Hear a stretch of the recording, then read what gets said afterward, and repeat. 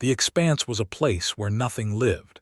It sat between the great spiral arms of the galaxy like a wound that never healed. No stars burned there. No planets spun through the darkness. It was empty in a way that made even the oldest species feel small and afraid. For millions of years, every civilization avoided this region. They called it by different names.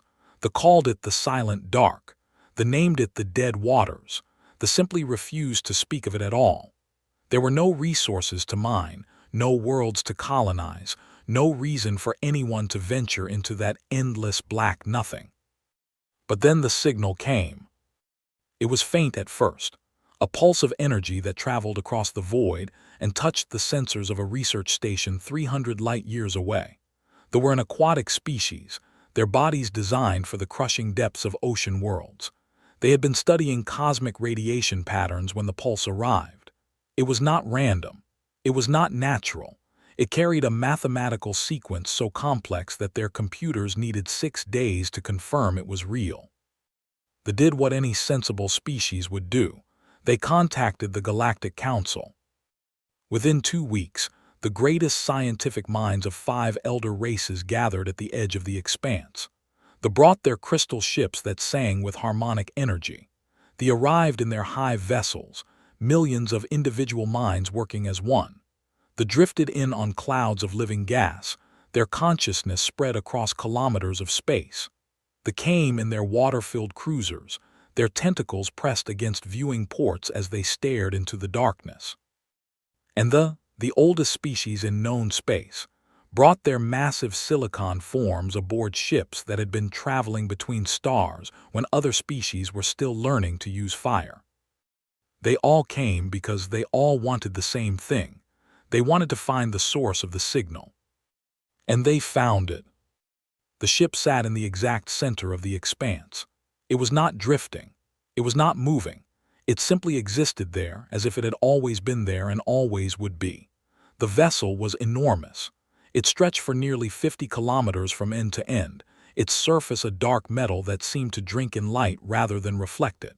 Strange symbols covered every surface, carved deep into the hull in patterns that hurt the eyes if you looked at them too long. The first scans came back with impossible readings. The metal was not any known element. The energy signature was unlike anything in the scientific databases of any species. And the age. The computers calculated the age 3 times before anyone would believe the results. 4 billion years. The ship was 4 billion years old. It had been sitting in the darkness of the expanse since before life existed on most worlds. It had been waiting there when the elder races were nothing but chemical soup in primitive oceans. It had been ancient when the first stars of the galaxy were still young. Ambassador Val was the first to speak at the emergency council meeting. His silicon body hummed with barely contained excitement. His species had been traveling through space for 9 million years. They had seen wonders beyond counting, but nothing like this. "This vessel predates all known civilization," he said, his voice like stones grinding together. "Whoever built it was here before us, before everyone. They may have been the first intelligent life in the entire galaxy." "Or they came from somewhere else," suggested High Singer of the. Her crystalline form caught the light of the council chamber and scattered it into rainbows. "Another galaxy, perhaps, another universe." "It does not matter where they came from," clicked Admiral of the. Her compound eyes reflected 1,000 tiny images of the ship on the main. "What matters is what the ship contains. Technology this old, this advanced. It could change everything." The representative, a massive creature named Deep Caller, pulsed with bioluminescent agreement. "We must study it, open it, learn its secrets." "The question," said the collective in their chorus of whispered voices, "is how." That question would haunt them for weeks. The joint expedition established a research station in orbit around the ancient vessel. They named it the Convergence, because it represented the first time in history that all 5 elder races had worked together on a single project. Scientists and engineers from every species took turns approaching the ship, studying its hull, analyzing its energy patterns. The first thing they discovered was that the ship was not dead, it was sleeping. Deep within that dark metal hull, power still flowed, systems still functioned. The mathematical signal that had drawn them here continued to pulse outward every 6 hours, like a heartbeat that had been beating for 4 billion years. The ship was waiting for something. The question was what? They were the first to attempt communication. Their species had built their entire civilization around the concept of harmonic resonance. They believed that all things in the universe vibrated at specific frequencies, and that by matching those frequencies, they could connect with anything. Their singers gathered on a platform near the ship's hull and began to create music. It was beautiful. Even species that could not normally hear found themselves moved by the patterns of energy they created. The crystals that made up their bodies rang with frequencies that spanned the entire electromagnetic spectrum. They sang songs of greeting, songs of peace, songs of curiosity and friendship.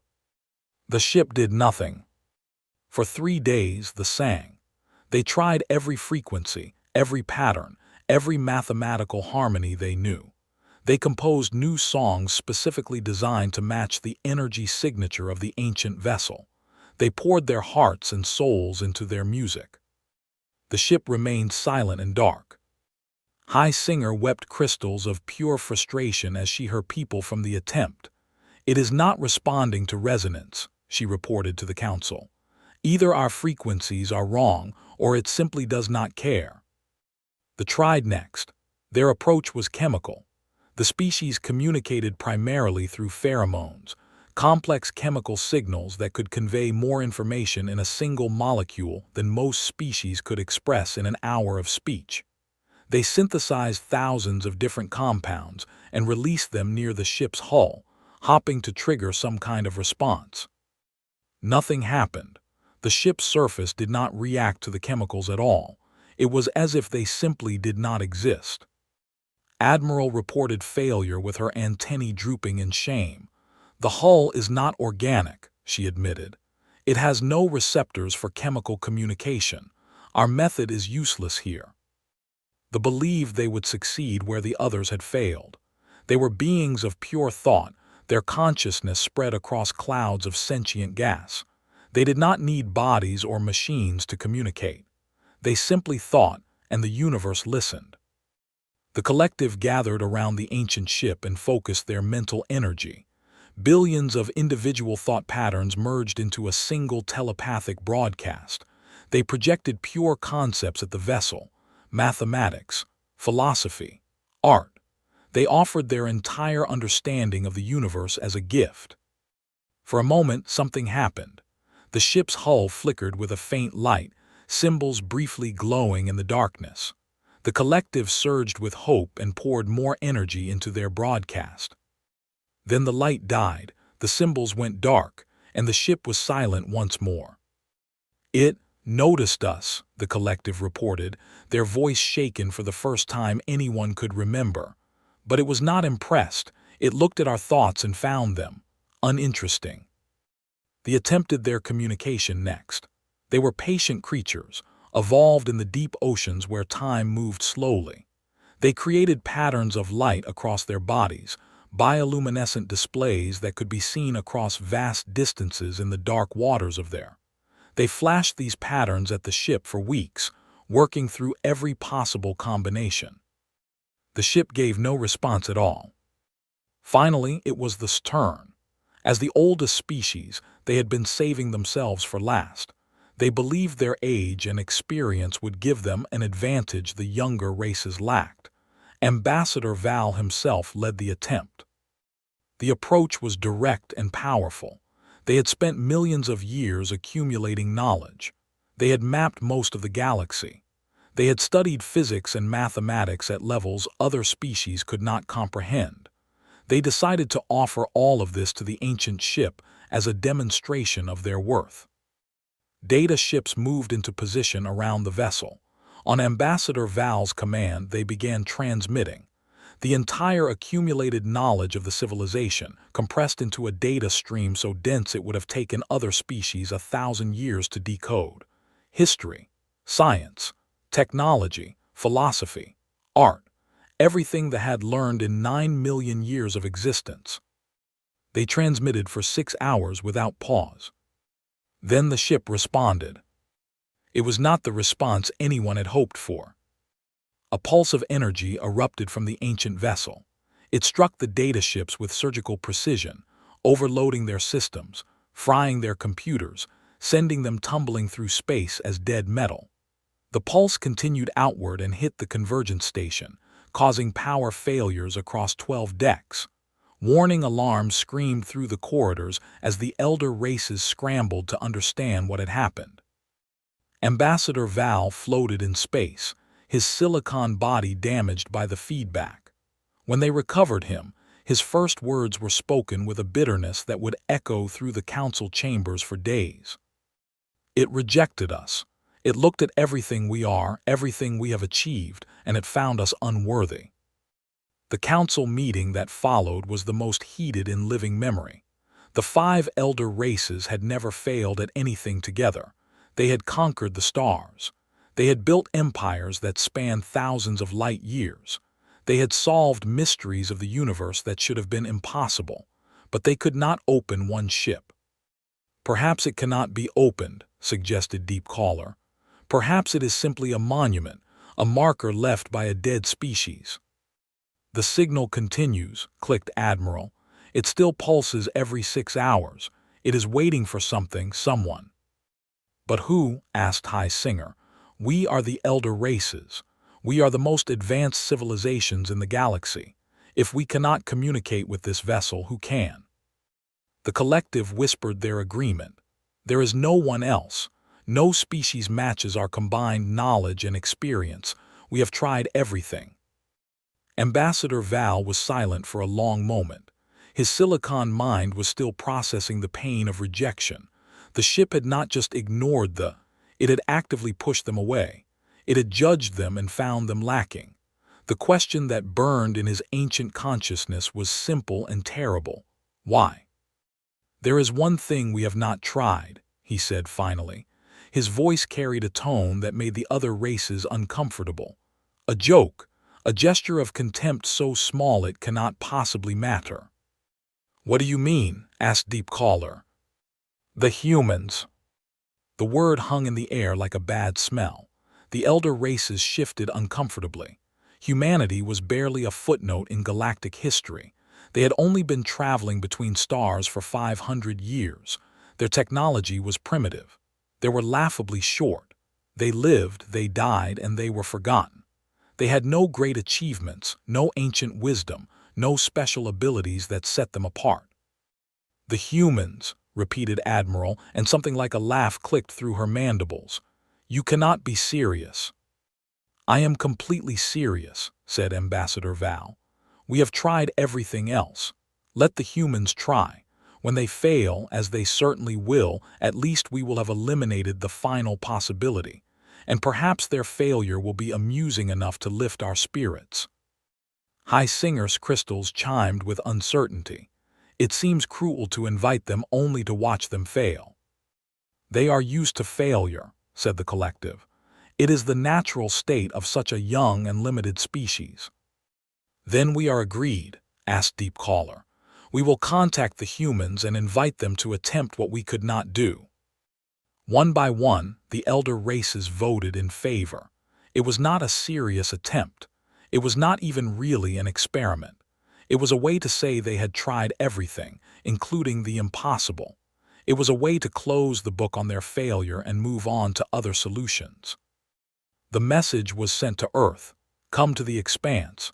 Bring your best scientists. You have been given the honor of attempting to communicate with the ancient vessel. 3 weeks later, a small and battered human ship dropped out of faster-than-light travel at the edge of the dead zone.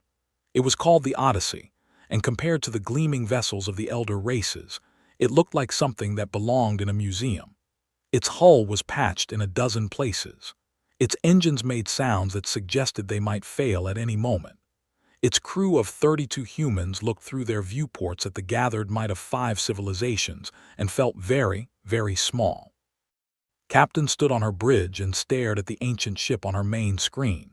She was 46 years old, with gray streaking her dark hair and lines around her eyes that spoke of too many years in space. She had commanded the Odyssey for 15 years. She had explored dead worlds and discovered new species. She had faced pirates and survived storms of cosmic radiation that should have killed her. But she had never seen anything like this. "That thing is 4 billion years old," said her first officer, Commander David. He was a tall man with calm eyes and a talent for stating the obvious. It was already ancient when life on Earth was just beginning. "I know," said I read the briefing. "The elder races couldn't get it to respond. They've been around for 9 million years and they failed." "I know. So why are we here, really?" Was quiet for a moment. She knew why they were here. The message from the Galactic Council had been polite, even friendly, but she had been dealing with the elder races long enough to read between the lines. They did not expect humans to succeed. They did not even want humans to succeed. They had invited humanity to fail publicly, to provide a final footnote to their own failure, to give them something to laugh about as they figured out their next move. But had not spent her life in space to be a joke. "We're here because someone has to be," she said finally, "and maybe that's enough." The Odyssey moved slowly through the gathered fleet of elder race vessels. Crystal ships cast rainbow shadows across their hull. Hive vessels buzzed with activity as millions of eyes watched them pass. The clouds parted to let them through, whispered judgments following in their wake. Cruisers flashed lights that might have been greetings or might have been mockery. And the great vessels sat like mountains, silent and unmoving, their silicon crews no doubt calculating the exact moment of human failure. Ignored them all. Her eyes were fixed on the ancient ship growing larger in her. It was beautiful in a way that hurt to look at. It was terrifying in a way that made her heart race. It was impossible, and it was real, and in 12 hours she would either make history or become a footnote in someone else's story.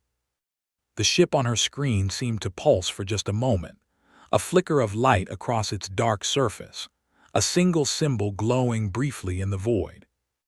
The translation came through a moment later, processed by computers that could barely handle the complexity of the ancient language. One word, one concept, one message that had been waiting for 4 billion years. Waiting. Smiled. "Well then," she said quietly, "let's not keep it waiting any longer." The convergence station hummed with tension in the days following the human arrival. Scientists from 5 elder races moved through its corridors, their conversations filled with calculations and theories and barely hidden frustration. They had tried everything they could think of. They had used technology that could reshape planets. They had applied knowledge accumulated over millions of years, and the ancient ship had responded to none of it.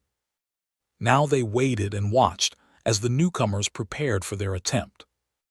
Ambassador Val stood at a viewing port that looked out over the void. His silicon body was perfectly still, but his mind churned with thoughts he did not want to share with anyone. The rejection still burned within him. They had offered their entire civilization to the ancient vessel, and it had pushed them away like a parent pushing away a child who was not ready to understand. What did the ship want? What could possibly satisfy a machine that had been waiting for 4 billion years? High Singer drifted up beside him, her crystal form catching the light of distant stars. "You are troubled, Ambassador." "I am thinking," he replied, "which is much the same thing. About the humans. About everything." Val turned his great silicon head to look at her. "Your people tried harmonic resonance. You sang to the ship for 3 days. Tell me what you felt when it refused to answer." Was quiet for a moment. Her crystals dimmed slightly with the memory. "We felt confused. Our harmonies are perfect. Our frequencies span the entire spectrum of existence. We have used them to communicate with creatures who have no language, with machines who have no minds, with cosmic phenomena that have no form. We have never failed before." And yet you failed here. Yes, the word chimed with pain. The ship heard us, I am certain of that. It heard our songs and chose not to respond, not because it could not understand, but because it did not care to understand. Our music was not what it wanted. Admiral approached from behind, her many legs clicking on the floor. They experienced something similar. Our chemical signals are the most complex form of communication in the galaxy. A single pheromone can carry more information than 1,000 spoken words. We released clouds of them near the hull. We told the ship everything about ourselves, our history, our hopes, our fears. And asked Val. And nothing. The ship's hull did not react at all. It was as if we did not exist, as if our chemicals were meaningless to it. The Admiral's compound eyes flickered with something like shame. We are insects. We are used to being overlooked by larger creatures, but we have never been overlooked by a machine. The collective drifted through the wall, their gaseous form passing through solid matter as easily as air. Their whispered voice spoke from everywhere at once. We came closest. When we projected our thoughts at the vessel, something responded. We felt it wake just for a moment. We felt it look at us. What did it see? Asked. We do not know, but whatever it saw, it found lacking. It judged us in the span of a single thought and found us unworthy of further attention. Then it went back to sleep. The collective's voice carried a tone of wounded pride. We are beings of pure consciousness. We have transcended the limitations of physical form. We thought that would mean something. We thought the architects, whoever they were, would recognize minds like ours. They did recognize you, said Val heavily. They simply were not impressed. Deep color surfaced from a pool in the floor, water cascading off her massive aquatic form. The fared no better. We communicated in light, in patterns that have served us for 1,000,000 years in the depths of our oceans. The ship saw our lights and gave no response. We were speaking, but no one was listening. Then we all failed, said Admiral. Every elder race, every method we know. The ship remains closed. Not necessarily closed, said the collective. Merely waiting. The signal continues to pulse. Every 6 hours, like clockwork. The ship has been waiting for 4 billion years. It can wait longer. The question is whether we can. Ambassador Val made a sound like grinding stones. It was the equivalent of a sigh. The council grows impatient. Some members are already suggesting more aggressive approaches. You mean weapons, said, her crystals ringing with alarm. I mean methods that would destroy the ship before we could learn its secrets. They have already proposed using their acid compounds to eat through the hull. They have suggested deep pressure implosion techniques. Even my own people are discussing the possibility of using our most powerful energy weapons to force our way inside. That would be madness, said Deep Caller. We do not know what is inside. We could destroy something beyond our understanding. We could also destroy something that poses a threat, clicked Admiral. The ship's rejection of the data was not passive. It was aggressive. It attacked. What if the vessel is not a gift but a weapon?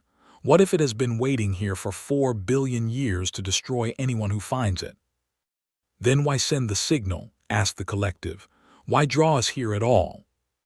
No one had an answer for that. The humans arrived at the station 2 days later. Captain led her team through the airlocks of the Convergence, her crew following behind in their worn uniforms and patched equipment.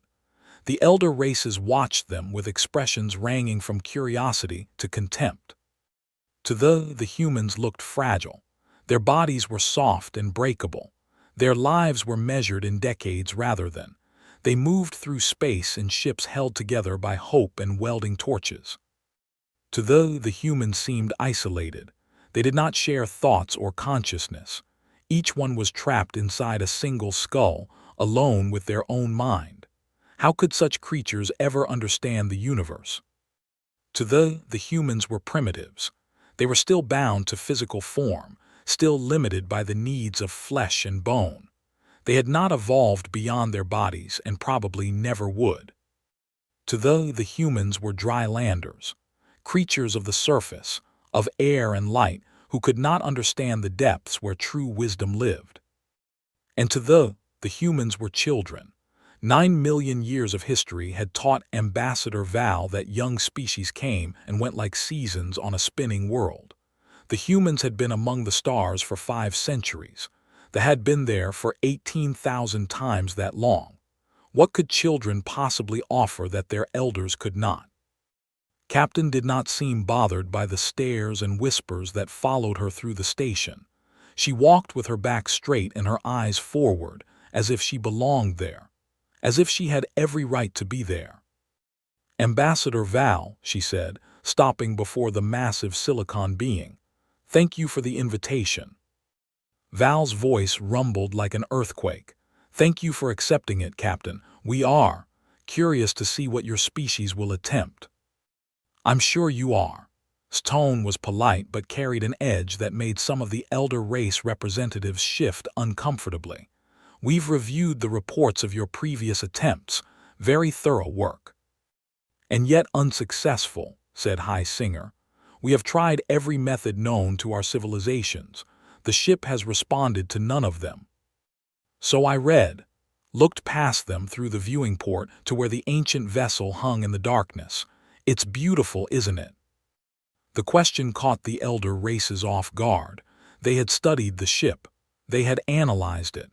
They had tried to communicate with it, but none of them had thought to call it beautiful. "It is significant," said Admiral carefully. "It is important. It represents technology beyond our understanding."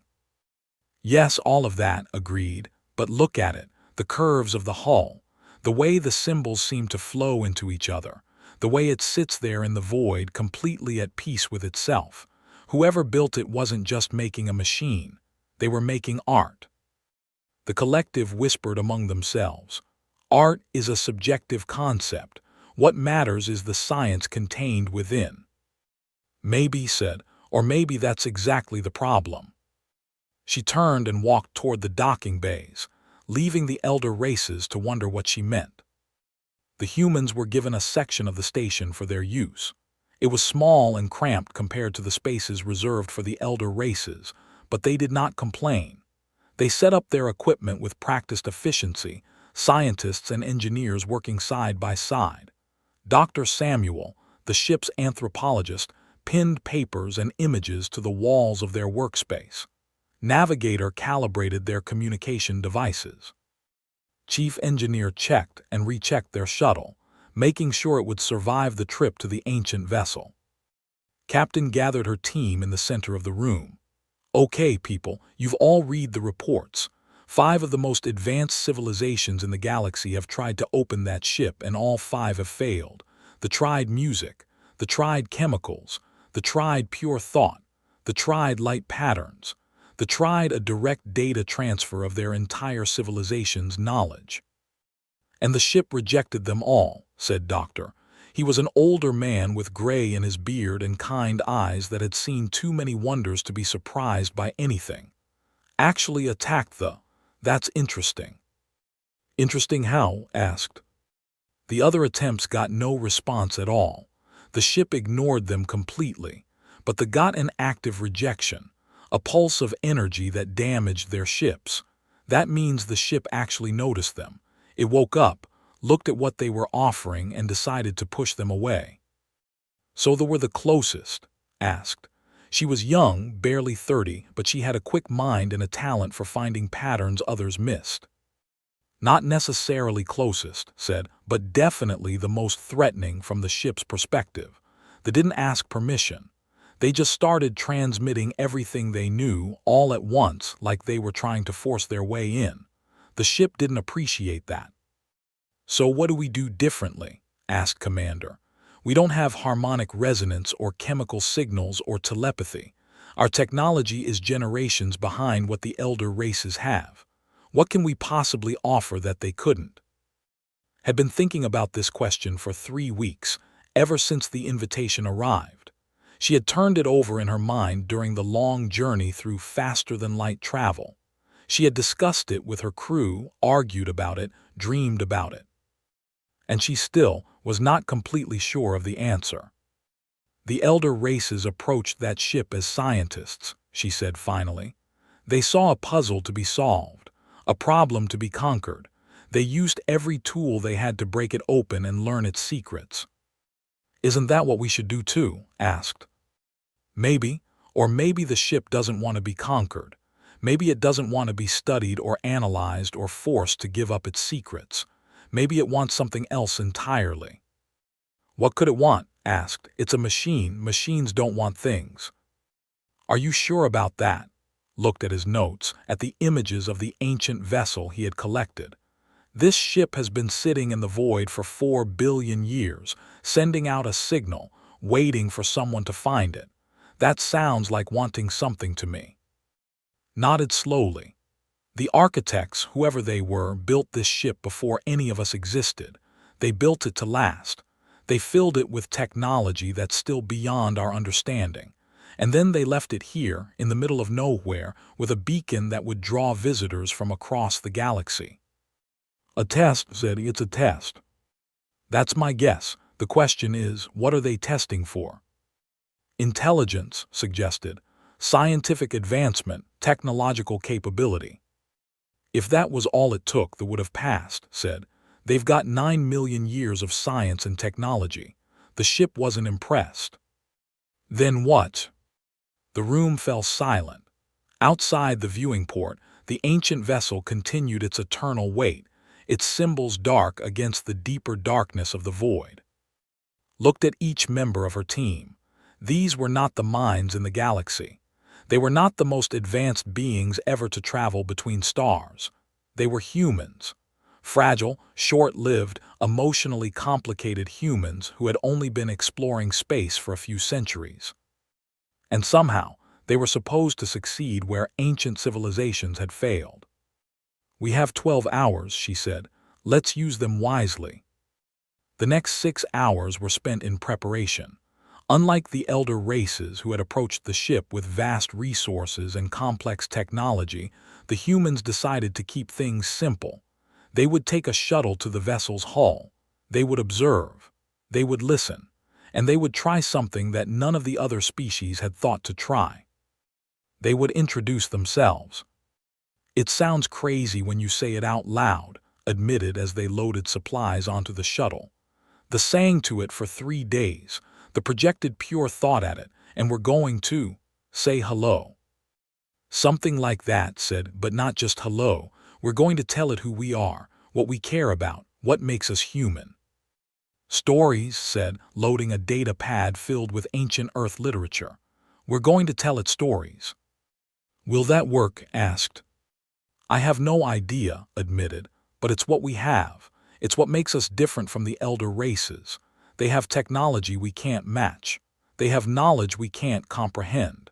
They have histories that stretch back millions of years, but they've never told the ship a story. They've never shared a myth or a legend or a dream. You think the architects cared about stories? I think anyone who builds something this beautiful cares about more than just science. I think they were artists as well as engineers, dreamers as well as builders. And I think they left this ship here because they were looking for someone who would understand that.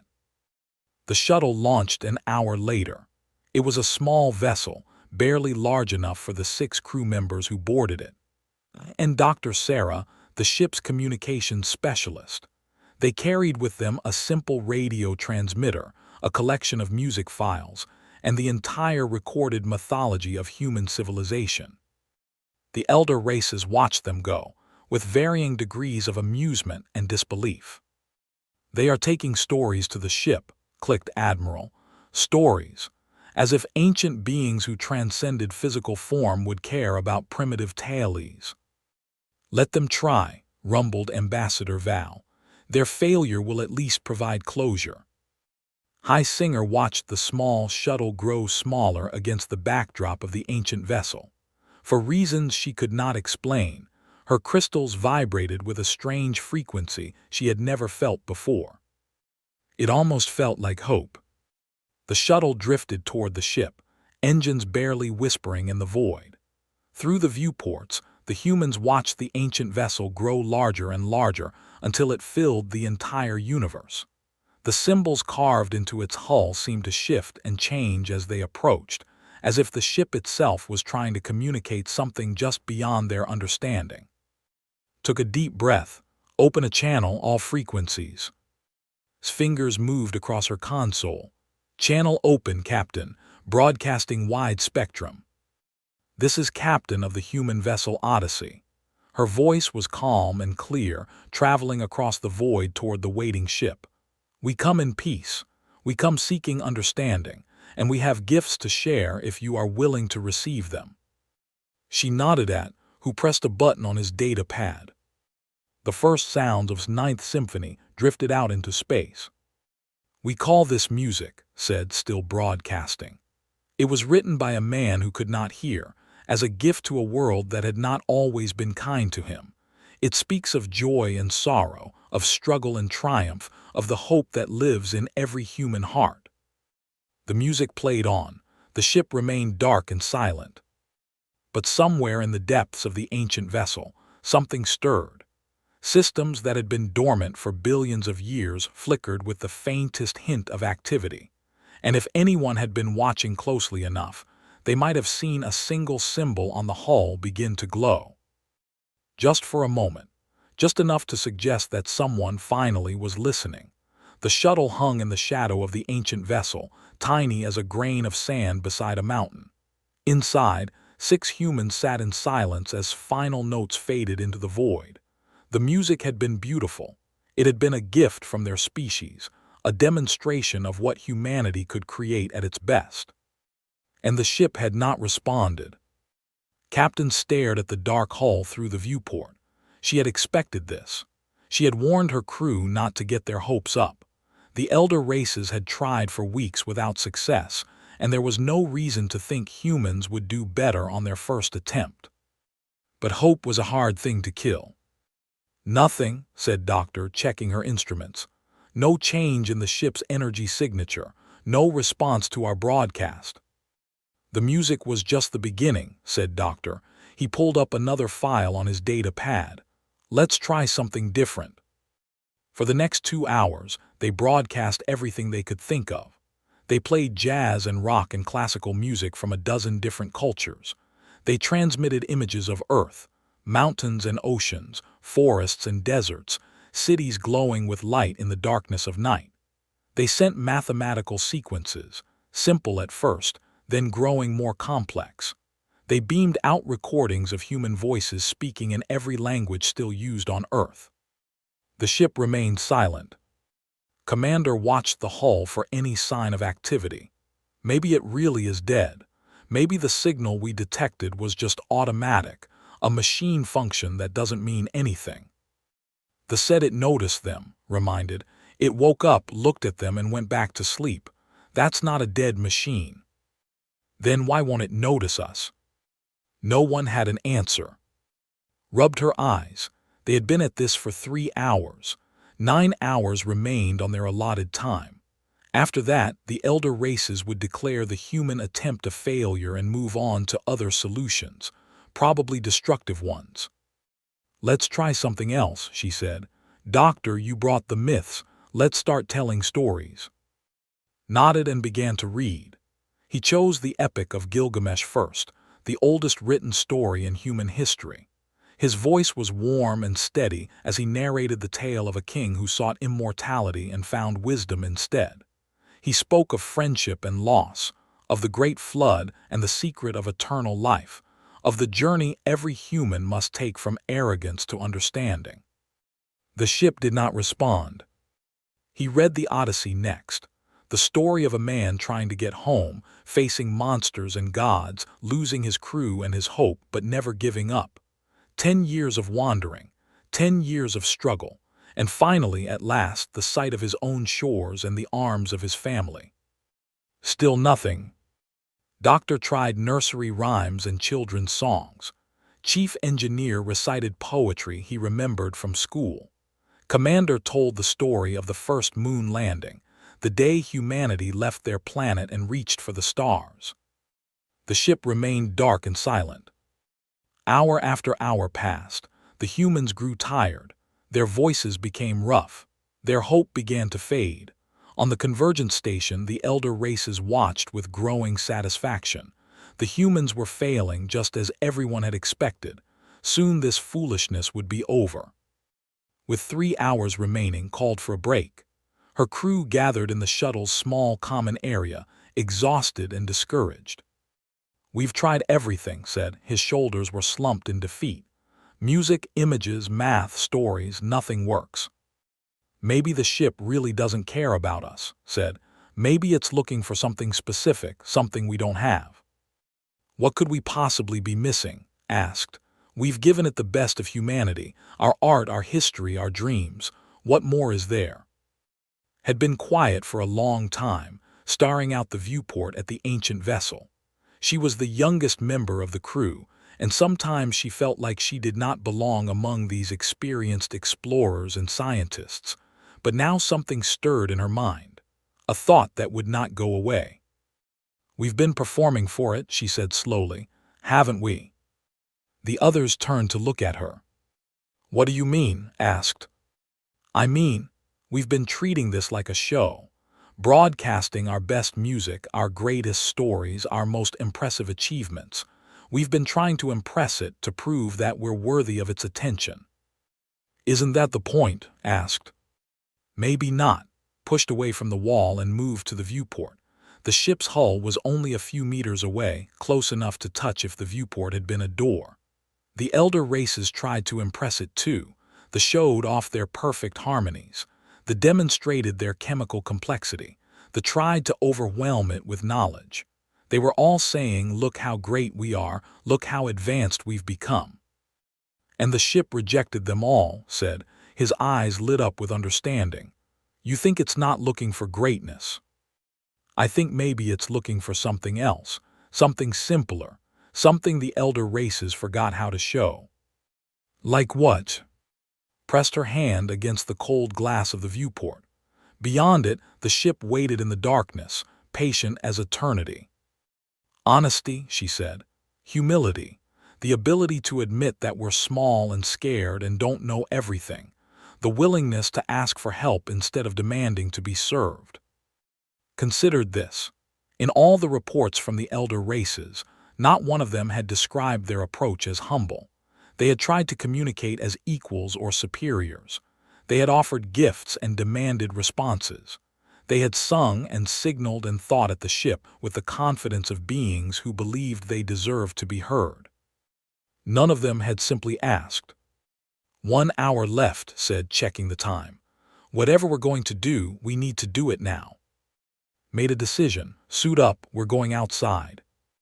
The spacesuits were old and patched, like everything on the Odyssey. The humans checked each other's seals and oxygen supplies, moving with practiced efficiency. 10 minutes later, they floated through the airlock and into the void. The ancient vessel loomed above them, impossibly vast. This close, they could see details that the sensors had missed. The symbols on the hull were not just carved into the metal. They seemed to be part of it, growing from the surface like flowers from soil. The curves of the ship's design flowed into each other with a grace that no human engineer could match. It was beautiful and terrifying and absolutely silent. "Spread out," said through her radio. "Touch the hull, see if anything happens." They drifted toward the ship, 6 tiny figures against a canvas of darkness. One by one, they placed their gloved hands on the ancient metal. It was cold. Even through the thick material of their spacesuits, they could feel the chill of 4 billion years seeping into their bones. The ship had been waiting in the void since before life existed on Earth. It had been cold for longer than the sun had been burning. For long minutes, nothing happened. The humans stood on the hull of the ancient vessel, their hands pressed against its surface, their breath misting inside their helmets. The elder races watched from the convergence, waiting for the inevitable failure. And then did something unexpected. She removed her glove. "No," shouted. The vacuum of space was deadly. Exposure could cause frostbite in seconds, death in minutes, but was already pressing her bare palm against the hull. The cold bit into her skin like fire. She gasped in pain but did not pull away. Her hand was numb already, the blood vessels constricting as her body tried to protect itself. She had maybe 30 seconds before permanent damage set in. "Please," she whispered. Her voice was too soft for the radio to pick up. Only she heard the words. "We came so far, we just want to understand, please." The ship ignited. Light erupted from every symbol on the hull. Patterns that had been dark for 4 billion years blazed to life in colors that had no names. The glow spread across the surface of the vessel like fire through dry wood, racing from symbol to symbol, illuminating the darkness with a brilliance that hurt to look at. The humans froze, their hearts pounding in their chests. The elder races on the Convergence scrambled to their sensors, unable to believe what they were seeing. The ancient ship was waking up. A pulse of energy swept outward from the vessel, passing through the humans without harming them. It reached the shuttle, and the shuttle's systems flickered briefly before stabilizing. It continued on to the Convergence station and the gathered fleet of elder race ships. Warning alarms sounded. Crews rushed to their posts, but the pulse was not an attack. It was something else. A scan, a recognition, a greeting. Stared at her hand, still pressed against the hull. The cold had been replaced by warmth. The metal beneath her palm seemed to vibrate with a frequency that matched her heartbeat, and in her mind she heard a voice that was not a voice. "You are the first." She opened her mouth to respond, but no words came. The voice spoke again, filling her consciousness with meaning that bypassed language entirely. "You asked. In 4 billion years, you are the first to ask." "I don't understand," whispered. "What do you mean?" "You did not demand. You did not claim. You did not try to force your way inside. You touched. You spoke. You asked. This is what we were waiting for." Wee's voice shook. "Who are you?" "I am the Keeper, the last echo of those who built this vessel. I have been waiting for someone worthy. I have been waiting for someone who understands." "Understands what?" "That knowledge is not a right. It is a gift. That power is not to be demanded. It is to be earned. That the universe does not owe you its secrets simply because you ask for them." Captain moved closer, her eyes wide behind her helmet. "What's happening? Are you all right?"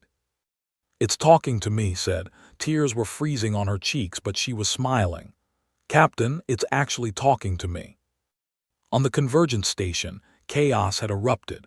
Ambassador Val was shouting orders that no one was following. High Singer's crystals were ringing with frequencies no one could understand. The collective was trying to project their thoughts at the ship again, desperate to be included in whatever was happening. But the ship ignored them all. Its attention was focused entirely on the 6 humans standing on its hull. "Enter," said the Keeper. "The door is open."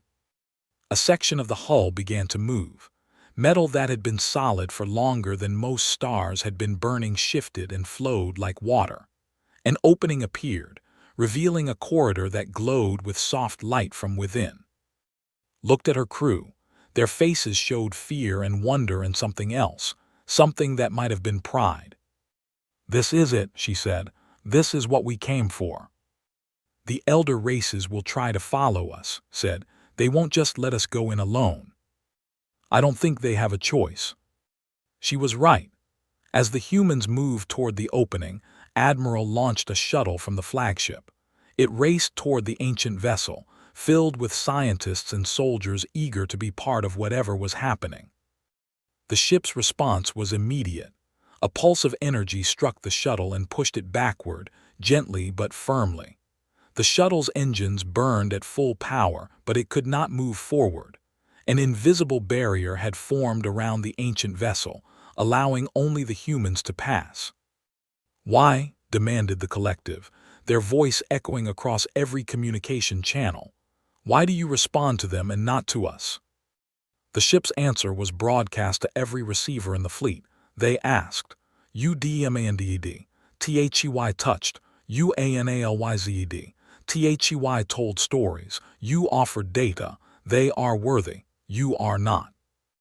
The words struck the elder races like physical blows. For the first time in millions of years, they had been judged and found wanting, not by a greater power they could fight or bargain with, but by a test they had not even known they were taking. A test of humility, a test of heart, a test that ancient, proud civilizations had failed because they had forgotten how to be humble. The humans stepped through the opening and into the ancient ship. Behind them, the hull sealed itself once more, and the light of the symbols faded to a soft glow. Inside, the corridor stretched before them like the throat of a vast beast. The walls were covered in images that moved like living things, showing scenes from a civilization that had died before any currently living species had been born. Cities that stretched across continents, ships that traveled between galaxies, beings of light and thought and impossible beauty. The architects breathed, "This is their history." Their story, corrected the keeper. Just as you shared your stories with me, I will share theirs with you. But first, come. There is much to discuss. And 4 billion years is a long time to wait for someone worth talking to. Walked at the front of the group, her bare hand now wrapped in emergency bandages from her suit's first aid kit. The cold had damaged her fingers, and it would take weeks for them to fully heal. But she did not regret her action for a moment. She had done what the elder races could not do. She had reached out. She had made contact. She had shown the ship that humans were not here to conquer or demand or take. They were here to learn and to ask. In the distance, the corridor opened into a vast chamber filled with light, and within that light, something waited for them. Something that had been waiting for 4 billion years. Finally, the wait was over. The chamber at the heart of the ancient vessel was like nothing the humans had ever seen. It stretched in all directions, its walls curving upward until they disappeared into a ceiling that seemed to show the actual stars of the universe. Perhaps it did. Perhaps this room existed in multiple places at once, connected to the cosmos in ways that human science could not explain. Captain and her crew stood at the entrance, their breaths catching in their throats. The air inside the ship was warm and breathable, filled with a scent like rain on summer grass. Their spacesuits had already registered the atmosphere as safe, but none of them had removed their helmets yet. The moment felt too sacred for such practical concerns. In the center of the chamber, light began to gather. It started as a small point, no bigger than a spark from a fire. Then it grew, spreading outward, taking shape. The light became a figure, roughly humanoid in form but clearly made of pure energy. It had no face in the traditional sense, but the humans could feel its attention focused on them like the warmth of the sun. "Welcome," said the keeper. Its voice was no longer just in their minds. It filled the chamber, gentle and ancient. "You are the first visitors to this place in 4 billion years. I have been waiting a very long time." Stepped forward. Her crew moved with her, a small group of humans standing before a being older than their planet. "Thank you for letting us in. We have many questions." "I am sure you do." The keeper's form shifted, and suddenly the chamber around them changed as well. The walls came alive with images and sounds, a story unfolding on every surface. "But first, let me tell you about those who built this vessel. Let me tell you about the architects." The images showed a civilization beyond anything the humans could have imagined. Cities that floated in the upper atmosphere of gas giants. Stations that orbited black holes, harvesting their energy. Ships that traveled between galaxies in the blink of an eye. And the beings who had built it all, creatures of light and thought, their forms constantly shifting, their consciousness spread across light years of space. "We were the first," said the keeper. "The first intelligent species in this galaxy. We evolved 4 billion years ago when the universe was young and the stars burned with a different kind of fire. We had no one to guide us, no elder races to teach us the ways of space travel.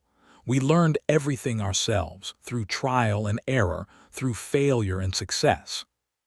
"You must have been incredible," whispered Doctor. We were, and we were alone. The images showed the architects spreading across the galaxy, searching for other intelligent life. They found nothing but silence. For 100 million years, they were the only voices in the cosmic darkness. We seeded life on 1 million worlds. We created the conditions for intelligence to evolve. We hoped that one day, the galaxy would be filled with minds like ours, but we knew we would not be there to see it. "What happened to you?" asked. His eyes were fixed on the images, on the beauty of a civilization lost to time. "We transcended." The keeper's form flickered, and for a moment the humans caught a glimpse of something vast and incomprehensible, a consciousness that existed outside of normal space and time. "We evolved beyond physical form, beyond this dimension.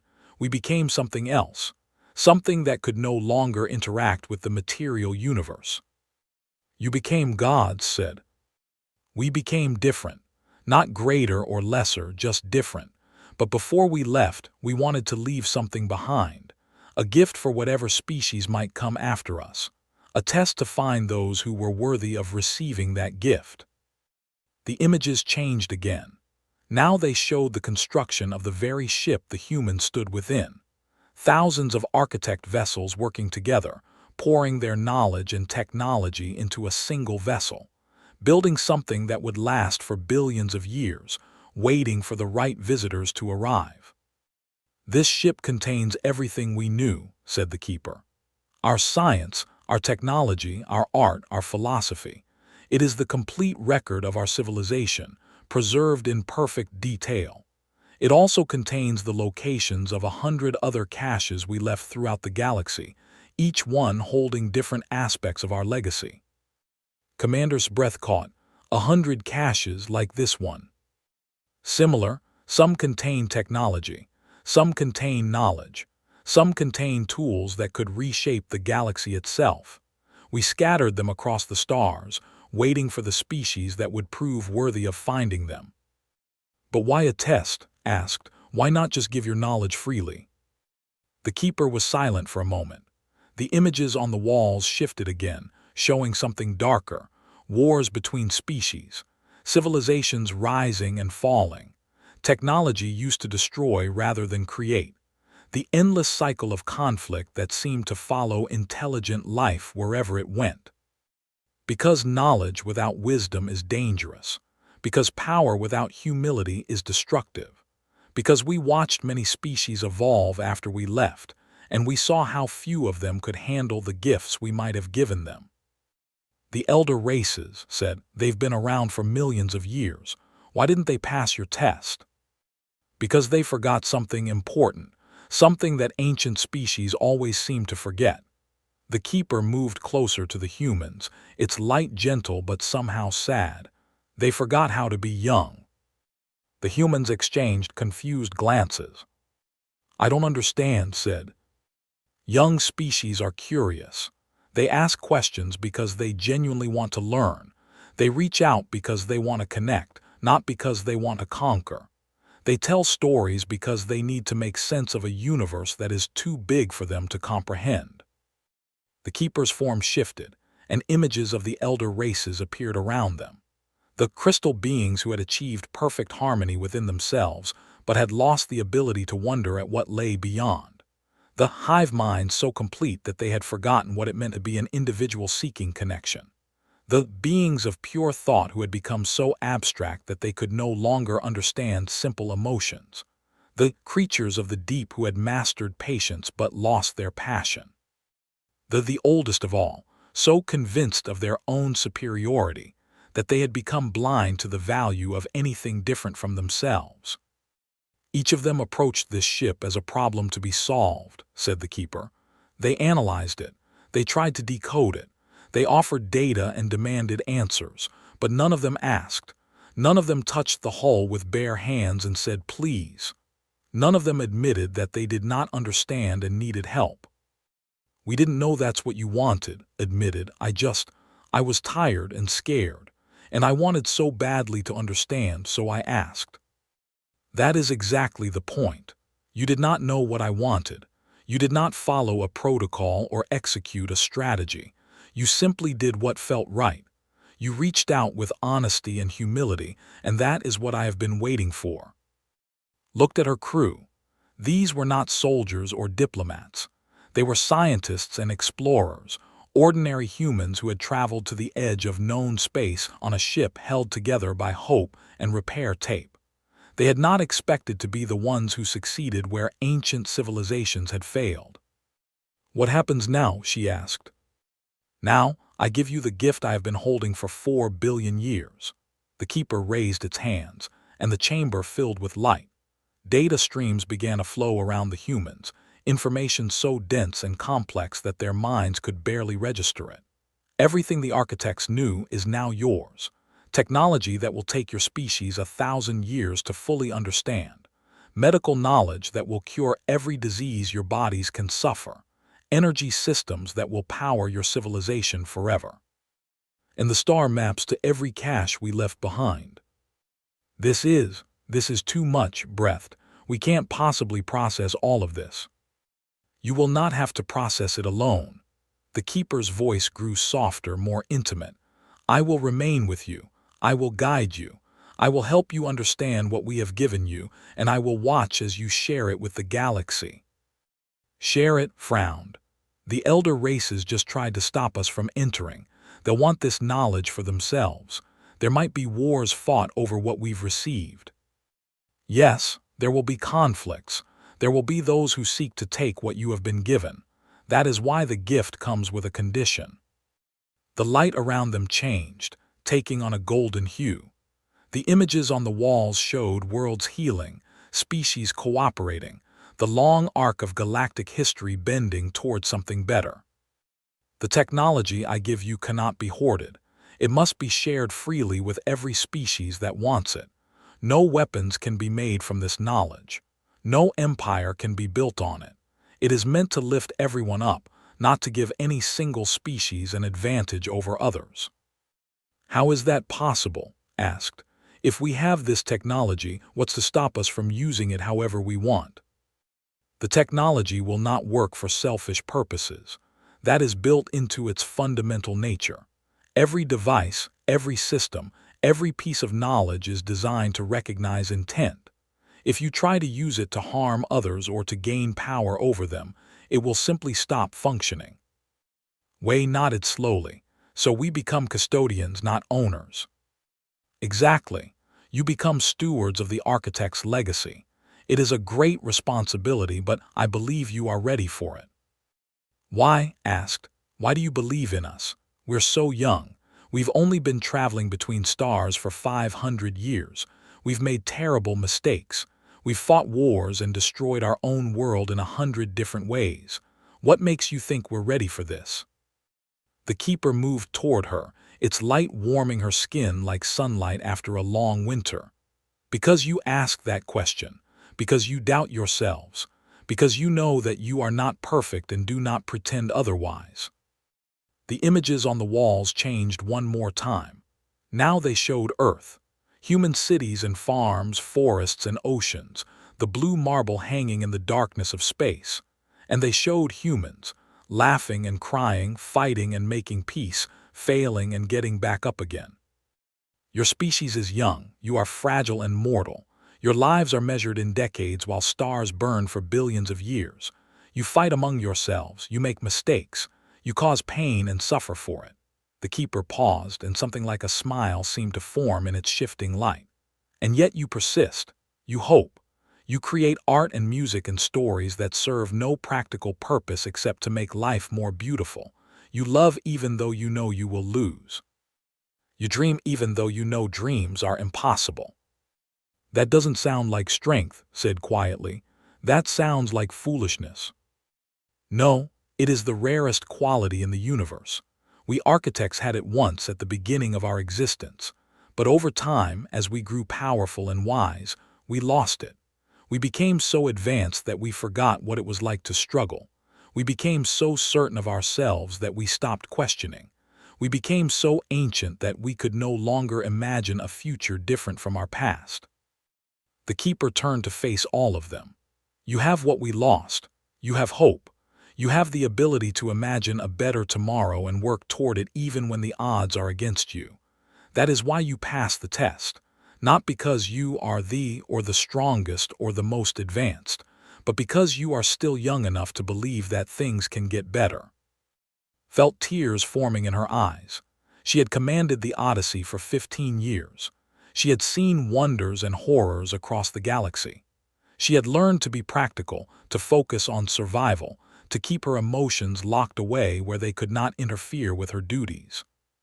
But now, standing in this chamber, facing a being older than her planet, she felt something she had not felt in a long time. She felt proud to be human. The elder races are still out there, she said, her voice steady despite the tears on her cheeks. They're angry and afraid.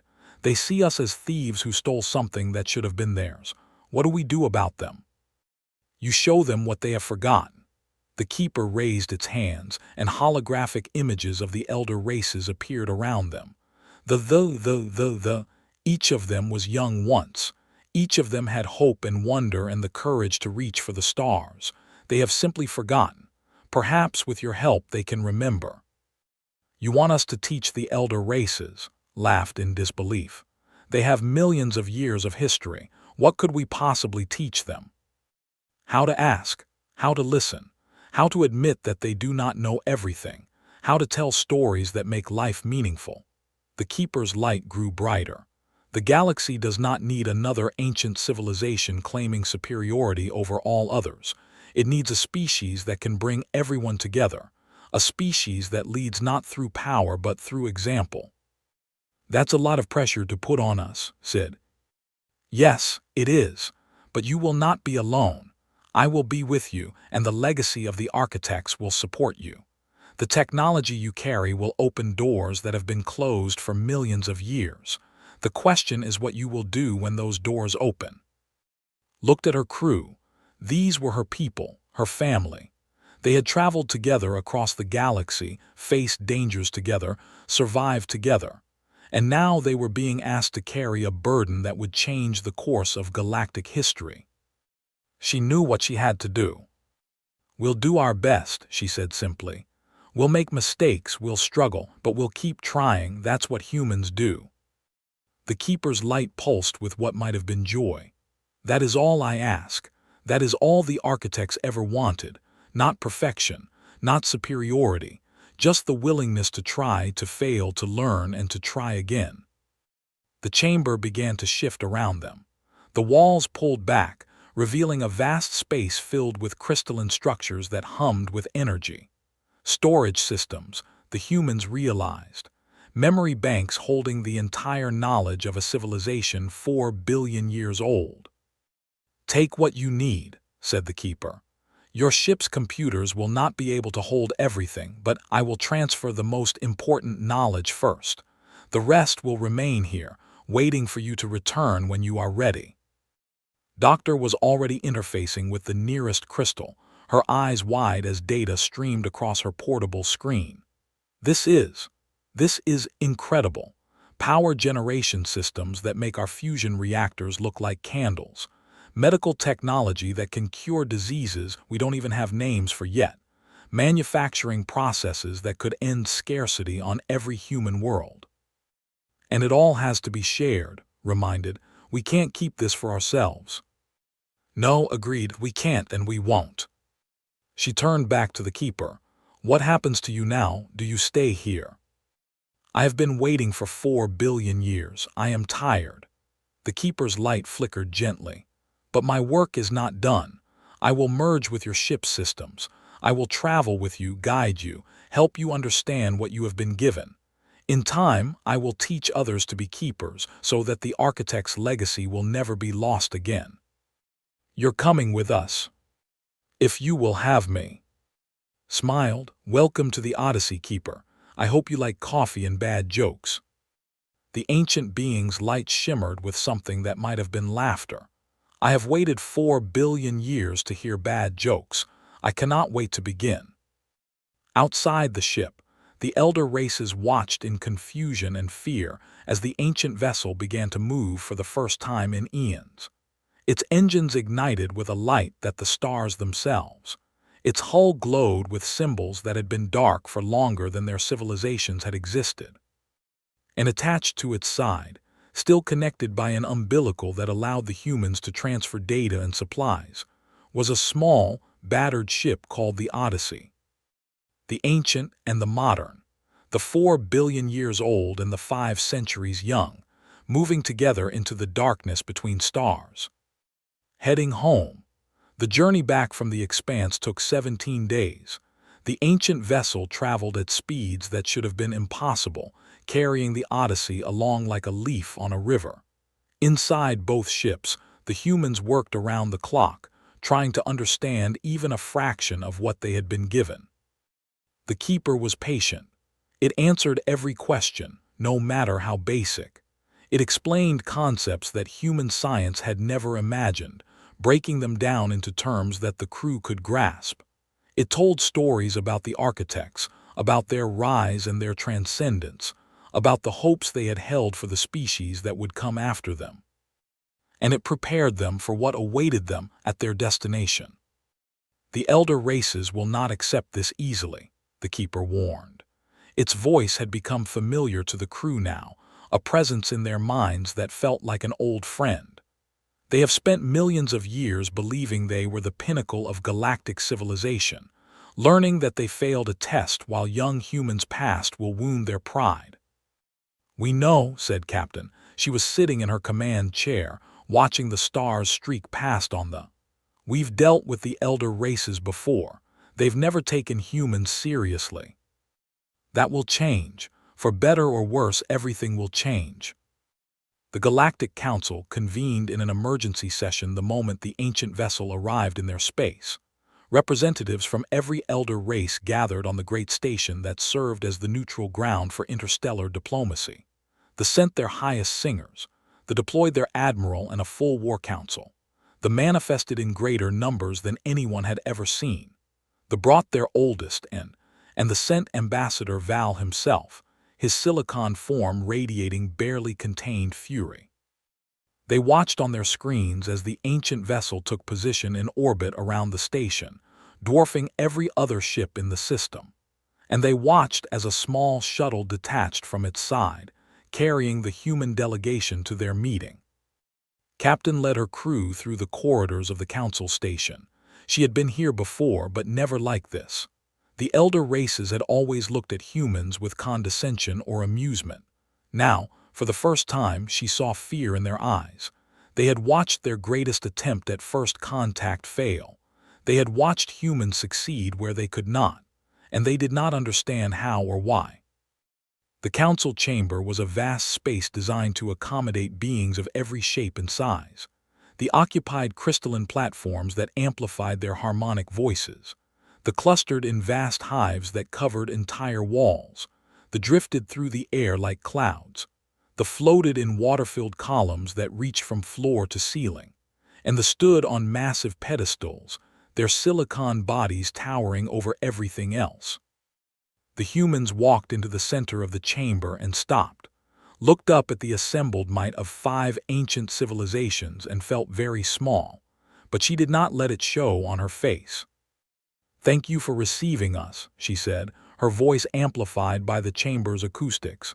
"We have much to discuss." Ambassador Val spoke first, his voice like an earthquake. "You have stolen what should have been shared. You have taken knowledge that belongs to all species, not just your own." "We have stolen nothing," kept her tone calm. "The vessel chose us. We did not take anything by force." "Chose you?" This laughter was like grinding stones. "You are children. You have been traveling between stars for 5 centuries while we have done so for 9 million years. What could you possibly have that we do not?" "Humility," said simply. The chamber fell silent. "The keeper explained why you failed," she continued. "You approached the vessel as conquerors, not visitors. You tried to force your way in, to demand that it share its secrets. You never once asked. You never admitted that you might not deserve what you were seeking." "We are the elder races," clicked Admiral. "We have earned our place in the galaxy through of achievement. We do not need to ask permission from anyone. And that is exactly why you failed. High Singer's crystals chimed with uncertainty. Then what do you propose? That we humble ourselves before humans, that we beg for what is rightfully ours? Nothing is rightfully yours. The architects left their legacy for whoever proved worthy of receiving it. You had the same chance we did. You simply forgot how to take it. The elder races stirred with anger and confusion. This was not how young species were supposed to speak to their elders. This was not the natural order of things. Deep Caller's bioluminescence flickered with emotion. Even if what you say is true, what does it matter now? You have the technology, you have the knowledge. What will you do with it? Smiled, we will share it. The words hung in the air for a long moment. Share it? Ambassador Val's voice was suspicious. You expect us to believe that you will give away power that could make your species dominant in the galaxy. The technology doesn't work that way. The Keeper explained it to us. The architects built safeguards into everything they created. It cannot be used for weapons. It cannot be hoarded for advantage. It can only be used to help, to heal, to build. And it must be shared with anyone who wants it. Impossible, said the collective. Technology is power, power is control. You cannot separate them. The architects found a way. Gestured to Commander, who activated a holographic display at the center of the chamber. Images began to appear. Schematics, blueprints, designs for machines and systems beyond anything the elder races had ever imagined. This is just a small sample of what we've been given. Clean energy that could power a planet for without any fuel. Medical technology that could cure any disease, repair any injury, extend lifespans to natural limits. Manufacturing systems that could end scarcity on any world. The elder races stared at the images with something like hunger in their eyes. This was what they had hoped to find in the ancient vessel. This was what they had tried so hard to claim. And we are offering it to you, said, freely, without conditions, without payment. The only requirement is that you share it with others as freely as we are sharing it with you. Why? Asked High Singer. What do you gain from this? Nothing. That's the point. Looked around the chamber, meeting the eyes of every elder race representative. Humanity has been part of the galactic community for 500 years. In all that time, you have never treated us as equals. You have never respected our achievements or valued our contributions. You have seen us as children at best, pests at worst. She paused, letting the words sink in. We could use this technology to change that. We could hoard it, use it to build an empire that could challenge all of yours combined. The Keeper said we would be within our rights to do so. We earned this gift. We passed the test. Then why share it? Demanded Admiral. Because the architects didn't build this technology to create empires. They built it to bring species together. They built it to end the endless cycle of competition and conflict that has defined galactic history for millions of years. They hoped that whoever received their gift would use it to build something better than what came before. Looked at the ancient ship outside the station's viewport. It hung there in the darkness, symbols still glowing softly on its hull, the Keeper's presence humming through its systems. We can be better, all of us. We can stop treating the galaxy as a prize to be won and start treating it as a home to be shared. That's what the architects wanted. That's what we want. And that's why we're giving you this technology for free. The chamber was silent. The elder races processed her words, their minds working through implications that had never occurred to them before. For millions of years, they had competed for resources, for territory, for dominance. The idea of simply sharing, of giving away power rather than hoarding it, was foreign to them. It was who spoke first. Her crystals rang with a tone that sounded almost like tears. You shame us, Captain. You shame us with your generosity. That's not my intention. Perhaps not, but the effect is the same. This form shifted, becoming somehow smaller, less imposing. We are ancient. We have seen empires rise and fall. We have watched species evolve and go extinct, and in all that time we have never seen a young species act as you are acting now. Maybe that's because you've never given young species a chance to show you what they can do." Ambassador Val was silent for a long moment. His silicon mind was processing everything that had happened, everything that had been said. For 9 million years, they had been the dominant force in galactic politics. They had built their position through knowledge and patience, and the absolute certainty that they were superior to everyone else. Now that certainty had been shattered. "You spoke of humility," he said finally. His voice was quieter than before, the edge of anger gone. "You said that was why you succeeded and we failed. I find myself wondering if that is true." "It is true," said the keeper. Its voice echoed through the chamber, startling the elder races who had not expected it to speak directly to them. "I watched all of you approach my vessel. I felt your intentions. The sought to impress me with their beauty, the tried to overwhelm me with their complexity, the believed their transcendence made them worthy, the offered patience as if it were a virtue that demanded reward. And you tried to force your way in with the raw weight of your accumulated knowledge." The ancient beings present filled the room like sunlight through clouds. But the humans came with nothing but stories and songs and questions. They did not demand. They did not assume. They touched my hull with bare hands and asked for help. They showed me what it means to be young, to be uncertain, to reach for the stars while knowing you might fall. "Is that really what the architects valued?" asked the collective. "Uncertainty, weakness." "Not weakness, humility. There is a difference." The keeper paused. "The architects were once young too. They made mistakes. They struggled. They failed and tried again. Over billions of years, they forgot what that was like. They became so advanced that they lost touch with the simple joy of learning something new. They transcended physical form and left behind the passion that had driven them to explore the universe in the first place." The images in the chamber changed, showing the architects at different stages of their development.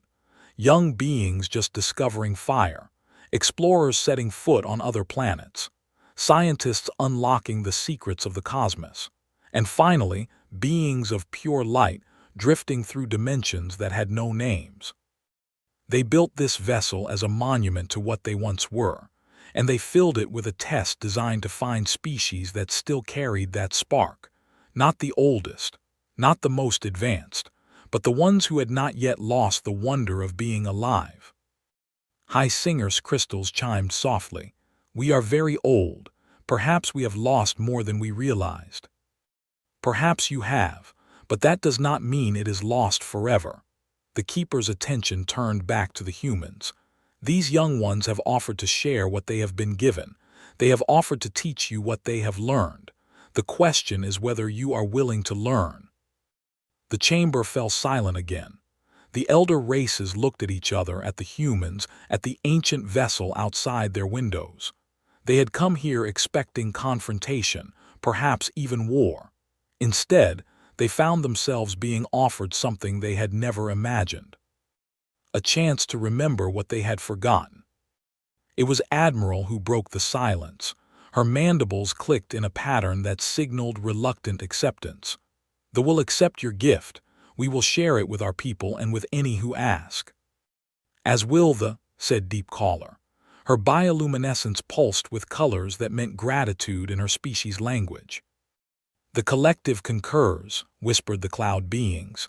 "We will participate in this experiment. We will try to learn." High Singer's crystals rang with a chord of resolve. "They will join as well. Perhaps there are harmonies we have not yet discovered." All eyes turned to Ambassador Val. They had the most to lose from this arrangement. They had been the dominant force in galactic politics for millions of years. Accepting human leadership, even in this limited form, would mean admitting that their superiority was an illusion. The silicon being was silent for a long moment. Then, slowly, he bowed his great head. "The accept we will learn." The word seemed to cause him physical pain, but he said it, and that was what mattered. Felt something release in her chest. She had not realized how tense she had been. Thank you, all of you. I know this isn't easy. It isn't easy for us either, but I believe we can do something wonderful together if we try. There are star maps in the data we've provided, added Doctor. Locations of 100 other architect caches scattered across the galaxy. Each one contains different knowledge, different gifts. Some may have tests of their own. Finding them and unlocking them will be the work of generations. We will need to organize expeditions, said Commander. Joint missions with crews from every species.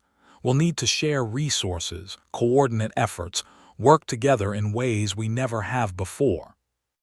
It will be difficult, admitted. We'll make mistakes. We'll argue and disagree and probably want to give up a dozen times. But the architects left us a gift that could change everything. The question is whether we're brave enough to accept it. The ancient vessel outside the station pulsed with light, as if responding to her words. The keeper's presence filled the chamber one last time. They are brave enough. I can feel it. For the first time in 4 billion years, I have hope for the future of this galaxy. Smiled, then let's get to work. 3 months later, the first joint expedition launched from the Council station. It was a fleet of ships from every species, human and. They traveled together toward the nearest architect cache, following star maps that had been waiting for someone to read them since before life existed on most of there. The Odyssey led the way, the ancient vessel still attached to its side. Captain stood on her bridge, watching the stars streak past, feeling the hum of technology older than time running through her ship systems. Navigator was at her station, her hands healed now but still marked with scars from the moment she had touched the ancient hull. She caught the captain's eye and smiled. "Do you think we can really do this?" she asked. "Change the whole galaxy?" "I don't know," admitted, "but we can try." The keeper says the architects believed in us, believed that humans could lead the galaxy to something better. I know it's a lot of pressure. Yeah, looked out at the fleet behind them, at ships from every elder race following their lead. But we're not alone. We've got help. Nodded. The elder races had laughed when humans first reached for the stars. They had dismissed humanity as a footnote in galactic history. They had invited them to the expanse as a joke, expecting them to fail. Instead, humans had shown them something they had forgotten. That the universe was not a prize to be won, but a mystery to be explored. That power meant nothing without wisdom. That the oldest and most advanced beings in the galaxy could still learn from those who had barely begun their journey. And now, for the first time in millions of years, the galaxy was moving forward together. The keeper's voice whispered in his mind, warm and ancient, and filled with something that felt like love. They laughed when you arrived. They will follow where you lead. This is the burden of those who hope. Smiled and gave the order to increase speed. Behind them, the elder race ships matched their pace, and together they raced toward the future. A future that had been waiting for 4 billion years. A future that was finally ready to begin.